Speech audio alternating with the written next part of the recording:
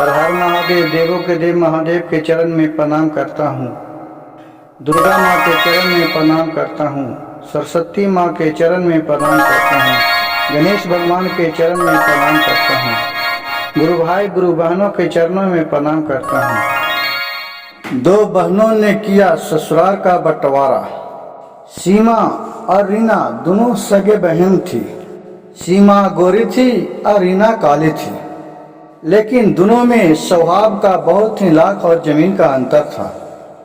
सीमा अपने सूरत पर बहुत ही घमंड करती थी, जबकि रीना अपने बात विचार और रहन सहन बोल विचार में बहुत ही अच्छी थी। सीमा अपनी बहन रीना से बोलती है कि बहन देखो, मेरा थोड़ी ही दिन बाद शादी है। मैं तो देखना दुल्हन के रूप में अच्छा मैं ही देखूंगा, दुल्हन के रूप में मैं ही अच्छा देखूंगी। यह बात सुनकर रीना थोड़े देर के लिए उदास हो गई, क्योंकि वह सगी बहन थी और अपने बहन के मुंह से ऐसी घमंड सुनकर वो चुपचाप खड़ी हो गई। माँ रीना को कभी भी नीचा दिखाने के लिए एक मौका नहीं छोड़ती थी। वो सब घड़ी अपनी बहन को लुल्लू ढंढन करते रहती थी हर बात पर। और दोनों बहन के शादी नजदीक आ गया।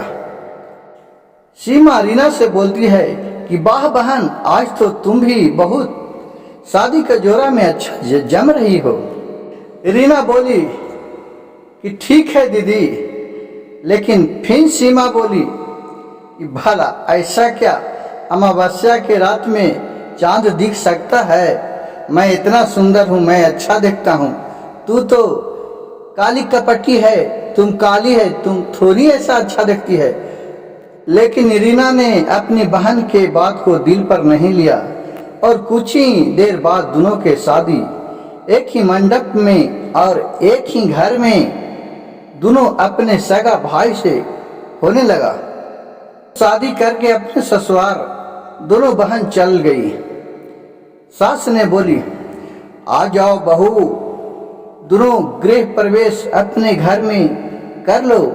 बोल पड़ी कि हाँ, मैं बरी हूँ, मैं पहले गृह प्रवेश करूंगा, उसके बाद रीना जाएगी।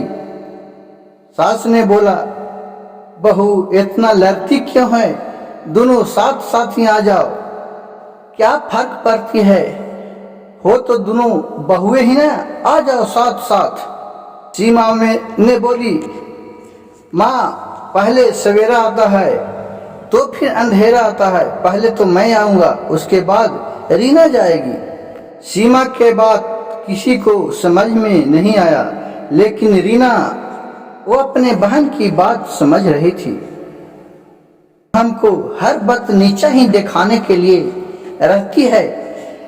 कुछ दिन के बाद दोनों बहू गर्भवती रह गई और सीमा धीरे धीरे उसी बोलते बोलते रीना को काली बहन कह के पुकारने लगी। वो रीना नहीं कहने लगी। जब ससुराल में गई तो वो बोलती है एक दिन की, हे रीना काली बहन, तुम उठो, सवेरा हो गया है, मालूम नहीं है मुझे चाय पानी के लिए लाओ दो, मैं चाय पीता हूँ और खाना खाता हूँ। मैं गर्भवती हूँ, मैं कैसे करूँगा?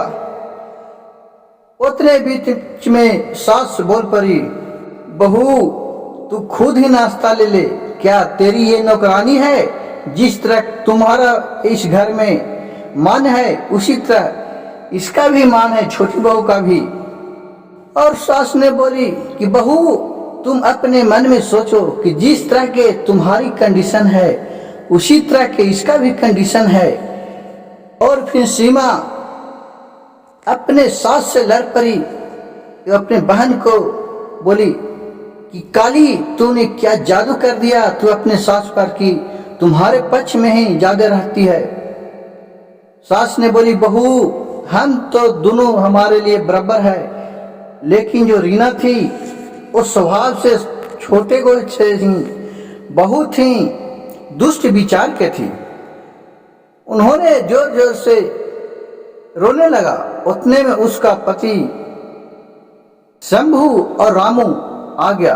अपने पति शंभू से कहता है, ये जी मैं अब इस घर में नहीं रहूंगा, मैं अब बंटवारा करके रहूंगा, क्योंकि ये सास बोल रही है कि तुम्हारे बेटे को जब बच्चा होगा उसको मैं जहर देके मार डालूंगा। सास ने बोले, नहीं नहीं, ये क्या कह रही है बहू, ये तुम हम पर क्या छह पाप लगा रही है। लेकिन सीमा शंभू की जो पत्नी थी वो अपने सीमा के बात मानकर शंभू बोला कि ठीक है, मैं आज ही बंटवारा कर लूंगा, मैं तुम्हारे साथ नहीं रहूंगा। और कितनों करने पर दोनों बंटवारा कर लिया। इसको छोटी बहन को थोड़ा सा 2 रूम दे दिया और अपने ज्यादा रूम धर लिया, क्योंकि वो बेईमानी निगाह से शुरू से ही थी। और जो रीना थी छोटी वाला बहन, वो संतोषजनक थी, उसको जो भी दे देता था उसी में वो संतुष्ट रहती थी। दोनों फिर अच्छे तरह अपने रहने लगी। छोटी बहू के साथ सास भी रहने लगी, क्योंकि इसका बर्ताव बहुत अच्छा था। कुछ दिन के बाद हुआ कि सीमा रीना के पास आई और बोली, सीमा तू तो काली है, कपटी है, तुम्हारा बच्चा तो भी कोयल होगा, काली होगा। और यहाँ देखकर सब हंसेगा खूब। छोटी बहन ने बोली रीना ने, बहन क्या यही सुनाने के लिए हमको तुम आई है? जा तू अपने घर जा, मैं जैसे हूं वैसा ही खुश हूं। लेकिन सीमा काहे अपने को माने। उतने में उसका सास निकल के आई अंदर से। दोनों बहू की बात सुनकर अपने बड़ी बहन से बोली कि देखो बहन, मैं तो सब कुछ बर्दाश्त कर लिया, लेकिन तुम जो बोल रही है मेरे बच्चे के बारे में वो हम बर्दाश्त नहीं करूंगा। अब हमें बर्दाश्त नहीं होगा। ये नदी से बाहर पानी होते जा रहा है। लेकिन वो काहे को अपने माने। उतने में उसका सास आकर बोल पड़ी। के सास बोली, अरे इतने मत हंस कायर, तुम्हारे गुरापे के आगे तुम्हारे दांत पीला लग रहा है, तुम्हारे मुंह से तो बदबू आ रहा है। कम से कम जाकर तू अपने दांत को साफ कर ले, तुम्हारे गोरा चेहरा पर पीला पड़ गया है तुम्हारे दांत का। तू बोल रही है जो बदबू आ रहा है, तुम जल्दी जा अपने घर में रह।